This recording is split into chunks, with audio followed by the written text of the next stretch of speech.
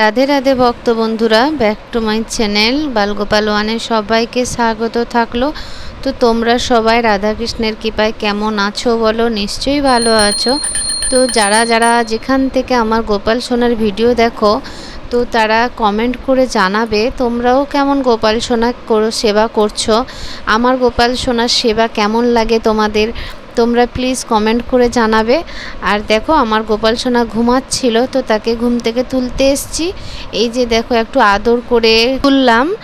তো এবার গরমে না হালকা ড্রেসই পরাই, তো ঘুম থেকে উঠে এক গ্লাস জল খাওয়াই, জলে তুলসী পাতা দিয়ে দিলাম, তুলসী পাতা দিয়ে জলটা খাইয়ে দিলাম।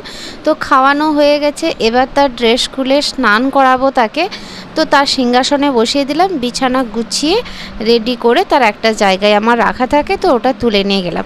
তো একটা থালি নিয়ে নিলাম, থালিতে তুলসী পাতা দিয়ে দিলাম, তো দুটো গাঁদা ফুল থালিতে সাজিয়ে দিলাম। তো গাঁদা ফুলটাকে এইভাবে ছিঁড়ে নিয়েছি, ছিঁড়ে নেওয়ার পরে থালিতে এইভাবে সাজিয়ে দিলাম। তো গোপাল সোনা স্নান করবে, থালিটা সাজানো না থাকলে ভালো লাগে না, ওই জন্য থালিটা সাজিয়ে তাকে স্নান করাই।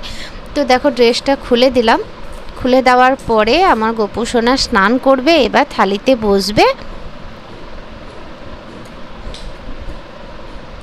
তো দেখো কেমন লাগছে আমার গোপাল সোনাকে স্নান করানোর ভিডিওটা ছাড়লাম। তোমাদের যদি ভালো লেগে থাকে তাহলে গোপাল সোনাকে একটা লাইক করো, কমেন্ট করো, সাবস্ক্রাইব করো। তো আজকের মতো রাধে রাধে।